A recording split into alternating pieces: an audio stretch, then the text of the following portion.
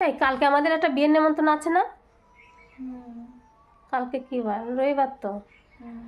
বিয়ের নেমন্তন্ন থাকলেও আমি কিন্তু যাবো না বিয়েতে। তখন বাবার কাছে বললাম যে আমি পার্লারে যাব, আমার কটা পয়সা দাও, টাকা দাও, পার্লারে যাব, কালকে বিয়ে বাড়ি যাব। তারপরে কালকে বিয়ে বাড়ি, কালকে রবিবার, রবি সোম মঙ্গলবার আর একটা বিয়ে আছে। তাহলে আমি আজকে পার্লারে যেতে পারতাম, কিন্তু দিল না পয়সা। যাব না বিয়ে বাড়ি আমি। পার্লারের পয়সা দিল না কেন তোমার বাবা? বলো। হ্যাঁ, অন্যায় হয়েছে মানে কি? আমি যাবো না বিয়ে বাড়ি। সবসময় শ্বশুরের দোষ ঢাকে, সবসময় শ্বশুরের দোষ ঢাকে, বলে জড়ো করো না, কিছু বলো না, আবার বলে শ্বশুর বলছে অন্যায় হয়েছে। আমি যাবো না।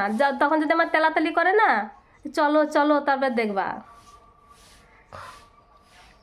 আমার কি পার্লারে যাওয়া লাগে না?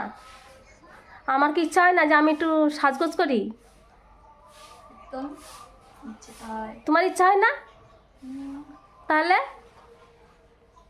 পার্লারে যাবো, দুজনই যাবো, শাশুড়ি যাবে, বৌমা যাবে, দুজনে একসঙ্গে যাব। আমি কি একা যাবো ভাবছো নাকি যে আমি একা যাব? আমি গেলে পরে তো তোমাকেও নিয়ে যেতাম। দেবে, পয়সা নেই ওর জন্য দেয় না। ও বাবা, বলে দেবে পয়সা নেই তার জন্য। তাহলে আজকে কালকে যাবো বিয়ে বাড়ি, আজকে যদি পার্লারে না যায় তাহলে কবে যাবো? বিয়ে বাড়িতে বেরিয়ে এসে তারপরে যাবো নাকি পার্লারে? বা তার পরের দিন আর একটা বিয়ে আছে। বিয়ে অনেকগুলো বিয়ে লেগেছে, একবার তো পার্লারে যাওয়া দরকার।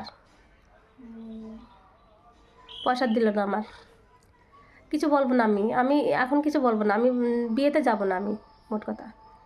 ঠিক আছে, তুমি চলে যাবা তোমার শ্বশুরের নিয়ে, শাশুড়ি বাড়ি থাকবে, তোমাদের কত ভালো লাগে দেখবো আমি।